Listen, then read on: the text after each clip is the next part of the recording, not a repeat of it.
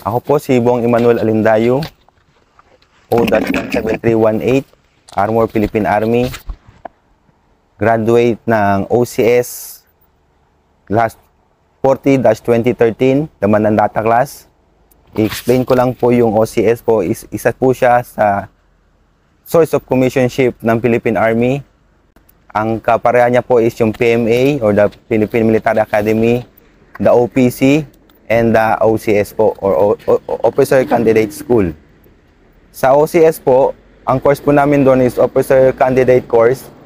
Kami po yung mga may degree, BS degree, may graduate ng 4 years to 5 years and PRC license.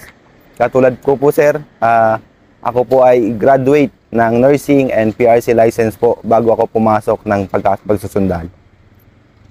Isa po sa mga experience ko bilang isang platoon leader nung na-assign ako sa Maguindanao sa 1st Mechanized Battalion, yung po yung pinakaunang assignment ko pagkatapos ko pong graduate sa OCS.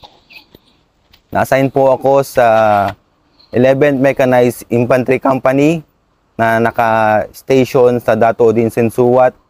Then after po noon, lumipat po kami sa mga bayan ng Maguindanao. Halos nalibot po namin yung buong probinsya ng Maguindanao. Ang ikukwento ko po ngayon ay yung aking experience sa 8 years ko, more or less 8 years sa duty ko po as a field officer sa Maguindanao. Una po yun sir, yung after ng Mamasapano incident, bali 2015 po yun, na-assign po kami, na-deploy po kami sa Gindulungan. Meron po dong sightings ng BIFF po. Ang kalaban po namin doon is yung nga po yung BIFF Bungos and Carialan faction. So dati buo pa siya. Wala pang faction kundi isang grupo pa siya ngayon. Marami ng faction ng Bangsamoro Islamic Freedom Fighters. Hindi lang po yung Freedom Fighters yung nakakaharap namin kundi yung iba't ibang klaseng mga armed groups sa Maguindanao. Bong, ano mo nga, sige, BIFF sila. Ano yung terrain mo na nadatnan mo na bilang platoon leader? Yes, sir. Ang lugar po doon sa assignment ko sa Maguindanao, meron pong tinatawag doon na SPMS box kung saan nandoon lahat nakakontain yung mga iba't ibang klaseng rebelde o grupo o armadong grupo kasama na po yung BIFF. Ang terrain po doon is flat land. Wala po siyang mga bundok, maliban na lang po sa part ng Ampatuan, sa Omar Complex na tinatawag ng MILF, dating kampo ng MILF. And doon sa bandang Gindulungan, tagos siya ng Sultan Kudarat sa Isulan. Pero doon sa SPMS box, yung tinatawag na Sharif Agwak, Salvo, Pagatin at Mamasapano, yan po yung bayan na bumubuo ng SPMS box.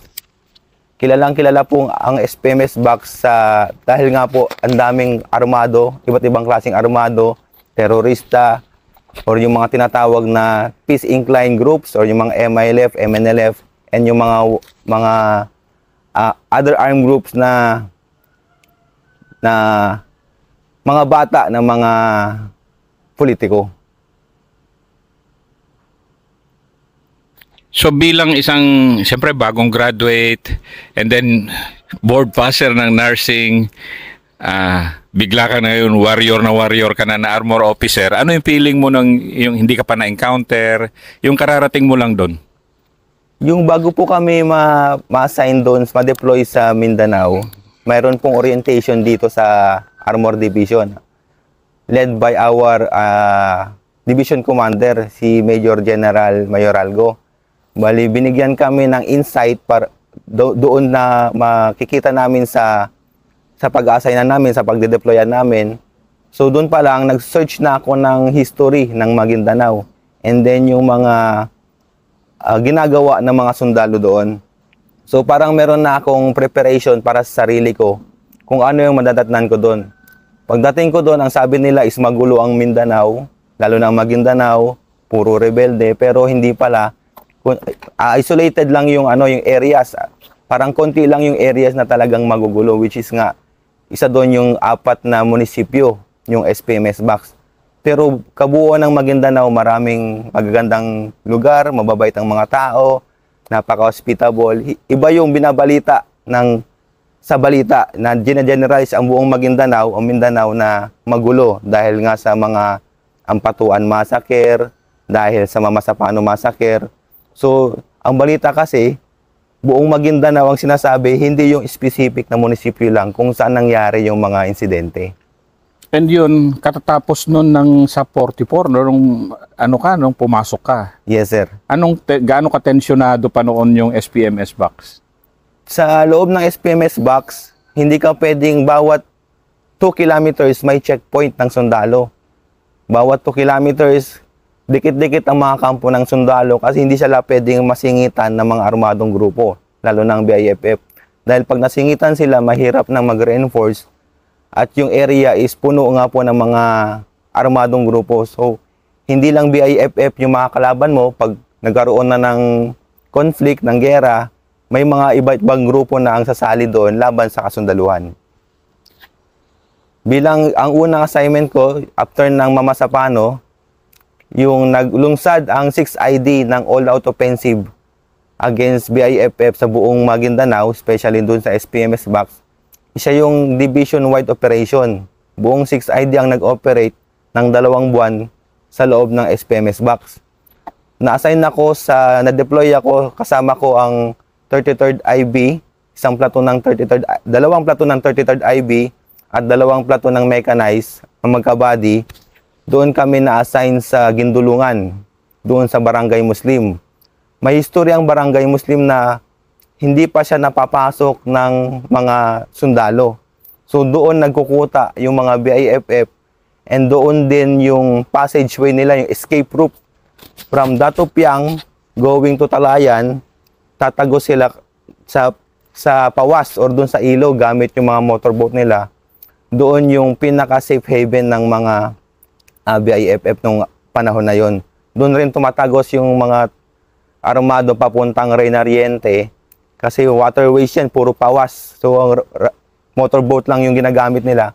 Kaya napakabilis nilang mag-escape or tumakas pag ko-corner na sila ng mga gobyerno. So as platoon leader ka na noon, ito na. Yes, sir. Opo.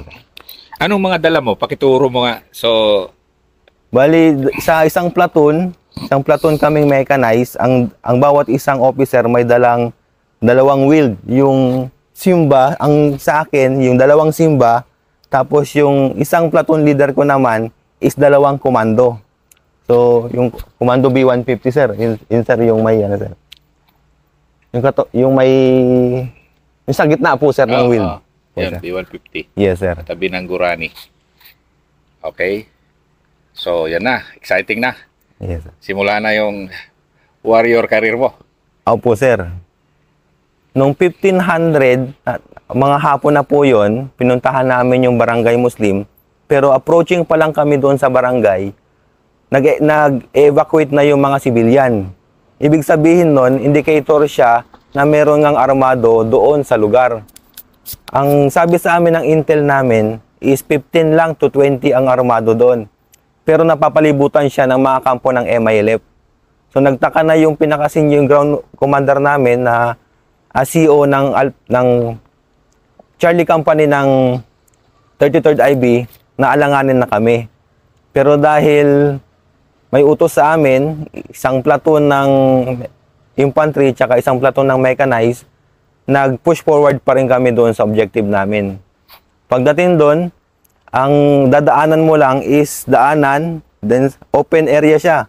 Sa kanan mo, bukid, sa kaliwa mo, bukid. Yun lang talaga yung dadaanan mong papunta doon sa objective namin, which is napaka-open talaga. Wala kang makikitang puno, wala kang makikitang mga damo, kundi bukid lang ang left and right mo. Pagdating namin sa Barangay Muslim, meron dong nakahukay sa daanan na hindi kayang madaanan ng tangke. Parang sinadya siya na hindi kayang madaanan ng mga digulong natin na tangke. So nag-decide yung CEO ng Charlie Company ng 33rd IB na magdala ng isang section para i-recon yung nasa harapan namin. From sa lugar sa pwesto namin, 200 meters, meron pa doong isang mga bahay, then 200 meters, yun na yung objective namin. Pero hindi kami makadaan dahil nga may butas yung kalsada. Nakarinig na lang kami ng mga putukan. Ang unang naputukan sa amin, o nabanatan sa amin is kami. Ang unang nabangga, yung mga naiwan doon, kung sa mga gilid-gilid namin. Tapos sumiklab na yung putukan doon sa nag-forward na 33rd IB. So left and right yon dahil nga wala kaming cover, isang bahay lang, talagang hindi ka makakatayo. Then that time, yun yung pinakauna kong experience o yung baptism of fire ko. Halos hindi ako maka-decide or halos hindi ako maka-react dahil parang naninibago pa ako at parang na-experience ko na bumabalik yung nakaraan ko, parang ito na yun para ito na yung talagang gera. Ito, baka dito na rin ako mamatay dahil naririnig na rin namin yung Allahu Akbar ng mga kalaban. Pero nandun kasi yung isa sa mga senior NCO ko na nagturo sa akin, nagsabi na i-assess mo lang sir, tapos paputok ka lang para matanggal yung kaba mo. Then after 30 minutes, tuloy-tuloy yung yung encounter, yung firefight. Nabalik ako sa ulira ko sa aking pag-iisip. Hindi, sandali. Bong, dismounted kayo no? Nasa loob ka? Naka-dismount po, sir. Naka-dismount Yes, ka? Bali, yung papunta doon, sir, hindi kasi kami pwedeng mag-mount kasi hindi rin namin makita yung lugar. So, meron kaming 4 na vehicle tapos 20 na mechanized infantry. 2 section na infantry personnel. So ang naging cover lang namin yung mga vehicle tsaka yung lining ng pawas or ng bukid kung saan dumadalo yung mga tubig. Pero that time kasi may tubig yung lining kaya hindi rin kami makatago doon kasi masyadong malalim. Ngayon nung nakakaputok na ako, tinawagan ako ni Batcom ko, si General Balisi, ngayon ang division commander, siya yung pinakauna kong Batcom. Pinapa-assess sa akin yung paligid. Pero nagsabi ako sa kanya, sir, medyo hindi pa ako nasa matinong pag-iisip, parang nasak pa ako. Buti inamin mo na kasi sige nga explain kasi learning to lalo na sa mga new lieutenants. Yes, sir. Learning nila to eh. So ano yung matinong kasi talagang ka pa na sobrang lakas, ganun ba? Yes, sir. Nung narinig ko na yung putukan, nung pumuputok na yung 50, pumuputok na rin yung ibang tropa na eksperyensyado, yung matagal na sa gera, tsaka yung 33rd IB nagsisigawan na, puro mura na, puro mura na talaga yung naririnig namin, puro PI na. Tapos sa radyo, hindi ka na makaradyo dahil maingay na yung radyo, nagre-request ng fire support, nagre-request ng reinforcement, yun na yung maririnig mo. Yun sa akin, halos wala na nga ako marinig kasi sobrang kaba, sobrang takot. Wala na rin, din na rin ako makapag-command. Kaya tinititigan lang ako ng mga tropa ko. Buti na lang may isang squad leader doon talaga na sanay na sa gera, yung maraming experience. And siya rin yung nabitawan ko na yung yung baril ko. Iniisip ko na tumakbo na doon sa loob ng tangke at magtago na lang. Kasi yung maririnig mo yung sigawan maririnig mo yung mura, maririnig mo nga yung Allahu Akbar ng sumisigaw na. Gano'ng kalapit na kaya nun? Estimate sobrang, mo?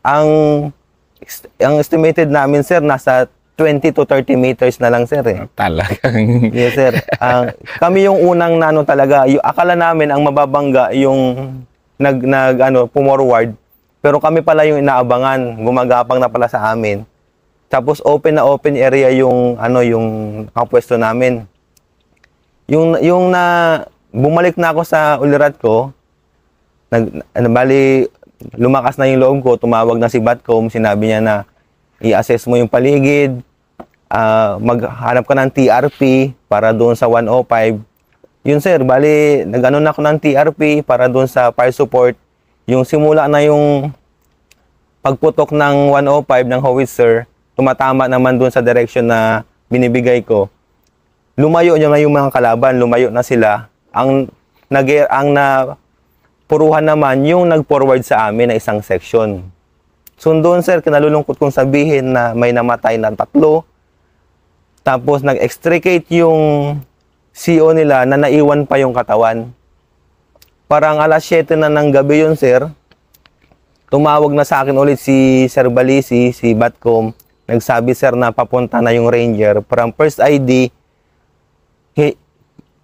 kinuha sila ng C-130 papuntang 6th ID, tapos diretso na doon sa area namin. Isang kumpanya niya siya ng 5th SRB. Ang nakabody namin doon si Captain Alshaw.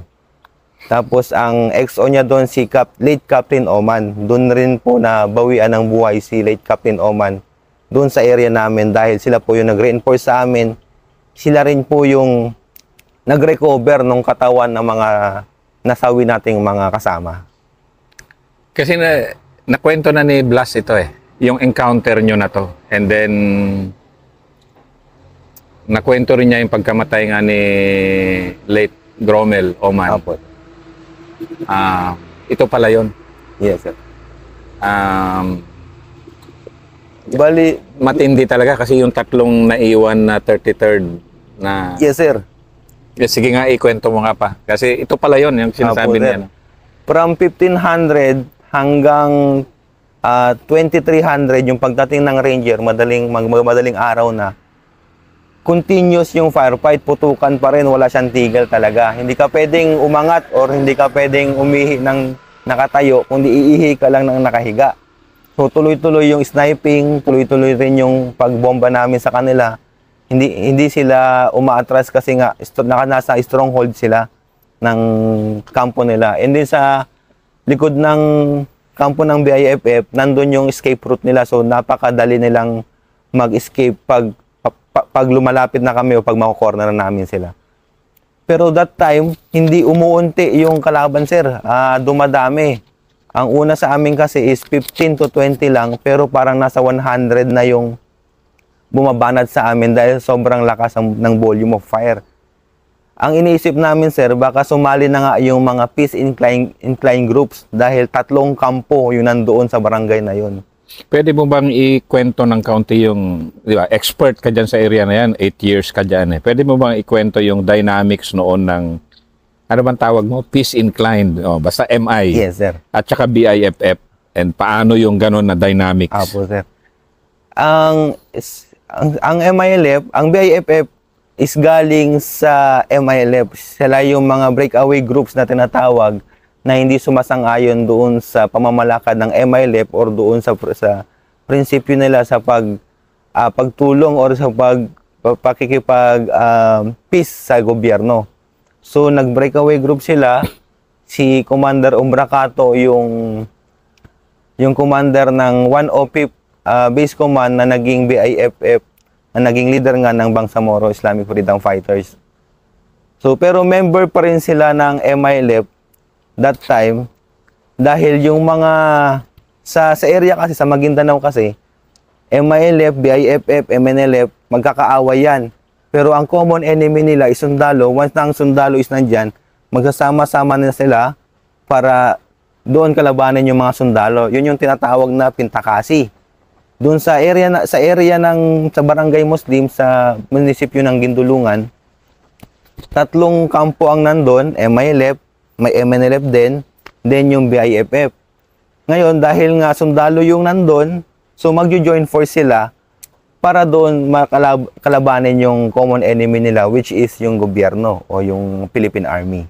Kaya ka talaga napinta kasi doon. Yes sir, kaya ang sabi sa amin 15 to 20 lang yung kalaban. Oo, 15 to 20 lang yung BIFF. Pero yung ibang armado na sumali na, umabot na sila ng halos 100. Dahil sa lakas at dami ng firepower ng kalaban, ang sabi namin hindi na to BIFF kundi MILF na yung kalaban namin. Kaya nag-decide ang 6ID na i-reinforce kami ng isang kumpanya ng Ranger na pinamumunuan ni Captain Alshaw at ni Captain Oman. Alas 12 ng gabi, pumunta na sila doon, konting briefing.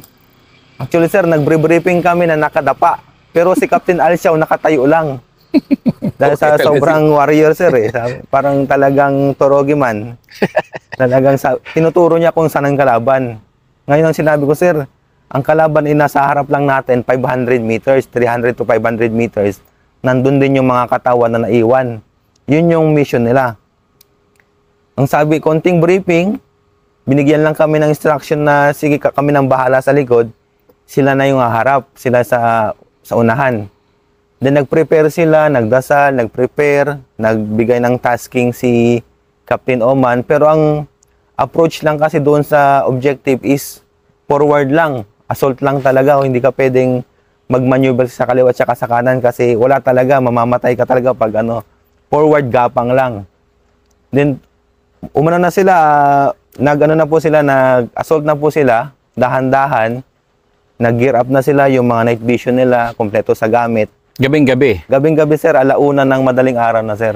Pero pagod na pagod ka na noon, kan nagsimula yung away nyo, anong oras? Alas 3, 1500 po, sir, alas 3 ng hapon yung simula ng encounter, sir. So nagna 9 hours ka na first encounter, nagna 9 hours na Yes, sir. bagbagan. Bagbagan, sir. Nung dumating na sila, Sir Roman, yung mga scout ranger, konting briefing lang, tapos, yun nga, sir, dumiretso na po sila sa objective. After 30 minutes, sir, sobrang lakas na ng volume of fire doon sa harapan. Sa amin, sir, is nawala. Parang hindi naman nawala po, parang kumunti lang. Doon, sir, tumatawag na si Captain Oman, sir, na umaatras na sila, sir. Patay na pala si Captain Oman, sir, tinamaan siya dito sa leeg. So, dahil hindi rin nila mabuhat, sir, kasi ang ginagawa ng mga ranger is scald drag, sir, papunta sa aman, sir. Kasi pag tumayo ka talaga, sir, tatamaan ka. Kasi makikita mo yung bullet, sir, yung mga bala, sir, is talagang palitan. Ang ginawa ng ranger, sir, pinaanod yung katawan ni late Captain Oman, sir, sa lining at sinalo namin, sir. That time, sir, yung pag-recover namin sa katawan ni Captain Oman, sir, nakahubad na siya, sir. Brief na lang yung sir. Kasi tinanggal na yung mga damit niya, sir, para lumutang lang, sir. Kasi kung sir, naka-uniform pa rin, sir, lulubog, sir, tsaka hindi maitulak ng light ng tubig, sir, ng current ng tubig, sir. Kung nakahubad na siya, sir, hinubaran siya ng tropa, sir. Yun nga, sir, na naka-brief na lang, sir, tapos dinala namin, sir. Kami na rin yung nagdala sa batalyon namin, sir, kasi nandoon yung treatment facility, sir, yung sir, yung casualty collective point, sir, doon sa batalyon sa Talayan. Pero tumigil ng putukan nung umatras na kayo? O pupukan pa sinablas sa pupukan harap? pa rin, sir, sa harapan, sir. Tapos hanggang umatras na sila, sir, sir Alshaw, sir, na hindi talaga makaya, sir. Hindi pa rin nila nakukuha yung mga katawan, sir. Tapos yun nga, sir, nakiya na si Captain Late Oman, sir. Tsaka 4 na ang wounded ng ranger, sir. So umatras konti, sir. Nag-regroup, sir. Tapos nagplano ulit ng assault, sir. Kami, sir, dahil kailangan ng extricate yung katawan ni Captain Oman, sir, and then yung mga wounded, sir. Kami na yung nag-extricate, sir. Ako tsaka yung kasama yung 2 tangke ko, sir. Doon sa sir, sa batalyon, sir. Kasi akala namin, sir, mabubuhay pa, sir. Humihinga pa nung... Yes, sir, humihinga pa sir, pero talagang parang mapuputol na yung sir, yung leeg niya, sir, kasi dito talaga yung kalahati ng leeg niya. Pero parang gumagalaw-galaw pa, sir. Ang advice sa amin, sir, na wag mag-extricate, sir, kasi yung dadaanan namin, sir, is hindi clear. Tsaka dadaan kami ng mga kampo ng MILF, sir. Parang na-isolate kami doon, sir. Ang pinakamalapit na checkpoint, sir, is 2 kilometers, sir. Ang dadaanan namin, sir, is yung bukid pa rin, sir. Walang ilaw. Then prone sa ambush talaga, sir. So, call mo na yun nun. Desisyon mo na proceed Yes, sir. ba kayo o hindi? Opo, sir. Ang sabi sa amin ng S3 namin, sir, si Captain Magora, sir, na dalihin na yun, sir. Pero sa assessment ko, sir, kung kaya ko, sir. Ang sinabi ko, sir, dahil nga nakita ko na parang lumalaban pa si Sir Oman, sir, nag-decide na ako na dalhin na namin sa sir, sa batalyon, sir. Doon, sir, habang tinatawid namin yung daanan, sir, ini-snipe kami ng mga sir, ng kalaban, sir. Kasi maririnig mo, sir, yung ng bakal, sir. Pero dahil nga nasa armor kami, sir, hindi talaga yung tatagos kung 6.40 yung lang, sir, 6 point yung M14 lang, sir, M14. yung bala, sir, yung sir, hindi siya tatagos, sir. Pagdating namin doon sa batalyon, sir, Yun sir, na wala na talagang buhay si Captain Oman sir. Alas 3 na ng madaling araw yun sir, na-extricate namin si Sir Oman sir. Tapos yung mga wounded na ano sir, na ranger sir. Then sir, after dun sir, akala ko sir makakapagpahinga kami sir. Kinausap ako ng S3 ko sir. Napapalitan ko yung vehicle ko sir ng trucks. Ito sir yung nasa likod niyo sir, yung truck sir, dalawang truck sir. Para makatawid na kami dun nga sa butas na ginawa ng ano sir, ng mga kalaban. So from 1500 sir, pagdating namin dun sir, konting kain, ligo, tapos CR sir. Dumating na rin yung DRC sir, mga 0500 sir, nag-jump off na kami sir, pabalik doon sa lugar sir, sa may engagement area sir. 0300. So nakadalawang oras ka na pahinga kaunti, then Yes, sir. Kains konti, mag-change sir. Yes, change vehicle. Opo sir. Then, Madilim, syempre madilim na madilim pa. yes sir, sobrang dilim pa nun sir kasi that time sir wala pa talagang mga establishment doon sa ano sir eh. Tsaka yung daanan sir is hindi pa siya concrete. So wala pang progress doon sa area namin sir na napag-deploy, napuntahan sir. Kaya nag-adjust talaga kami sir na ano sir, dahan-dahan, tactical dapat. Yun sir, ang iniisip ko sir, naghahanap ako ng kapalitan ko sir kasi medyo pagod na rin ako sir dahil sa haba ng encounter nga po sir. Pero doon dahil sa wala na ring officer na available sir at pinapabalik nga ako ni Batcom sir, wala na rin ako magawa sir kundi bumalik sir. Kasama na yung isang kumpanya ng DRC po sir, isang DRC sir. Pagbalik nyo, tapos na yung bakbakan ni na Blas. Ano po sir, bali pagbalik namin doon sir, continuous pa rin sir. Tapos yun nga sir, nagplano yung DRC tsaka si Captain Alshaw sir, tapos kami sir. Ako po kasi yung ground commander ng mechanized, ako yung pinaka-senior lieutenant sir. So ang gagawin namin sir is itutulak namin sir hanggang doon sa dulo sir. Nung kami yung nag-front sir, pumasok na yung mga trucks namin sir dahil nakatawid na siya doon sa may butas. Dire-diretso kami sir. Sila Captain Oman sir, Alshaw. Captain Alshaw sir, binabagbagan yung left sir, yung left, din yung DRC sir, binabagbagan yung right sir. Palitan sila sir. Ganun pala mag-maneuver ang mga ranger sir, talagang tactical and talagang effective yung mga maneuver nila sir. Hanggang ma-clear namin yung buong area sir, kuha namin yung objective sir. Yun sir, nakuha nila Captain Alshaw sir, yung mga katawan sir. Yung isa sir, butas yung ulo sir, tinamaan sir sa ulo sir. So butas yung Kevlar niya sir, napuruan sa ulo. Yung iba sir, sa katawan sir. Yung iba sir, loss of blood.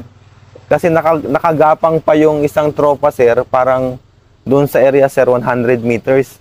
So nakagapang pa siya sir. Siguro sir, naubusan na ng dugo sir, kaya doon na siya natuluyan sir.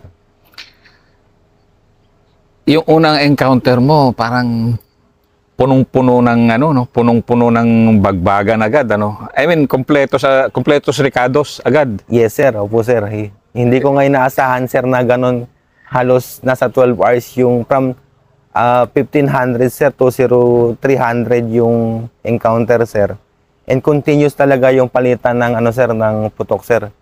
Yun nga pinag-iisip namin sir, pinagtataka namin sir na bakit sobrang dami na ng kalaban sir. Ang report lang sa amin sir is 20. So doon pala sir, nag-join na yung mga ibang armado ng grupo sir laban sa amin sir, sa gobyerno po sir. Anong feeling mo sa unang experience mo ganon na parang talagang na-shock ka sa una, nahimasmasan ka, nakabawi, pero yung nakita mong level of intensity, may patay na opisyal, balik ka na naman, bagbagan talaga. Ano yung positive ba, negative yung nabaon mo doon from that first encounter mo? Yung naging ano ko sir, naging learnings ko doon sa mga takeaways ko doon sir, is para sa akin sir, as personal sir, medyo nadagdagan yung credibility ko as a platoon leader sir, kasi naka-experience nga po ako ng ganun ka-intense na firefight sir, na yun pa yung pinakaunang enkwentro ko sir. Siyempre nalungkot rin ako sir dahil marami ring wounded, hindi lang sa 33rd IB sir, hindi lang sa Ranger sir, marami ring nakiya sir, lalo na si late Captain Oman, which is my upper class din sir sa OC. Ayun po sir, nakita ko yung kung ano ba talaga yung nangyayari sa Mindanao, sir. Tsaka kung ano talaga yung trabaho ng isang sundalo sa field, lalo na sa encounter, sir, na naririnig ko lang sa kwento, sir.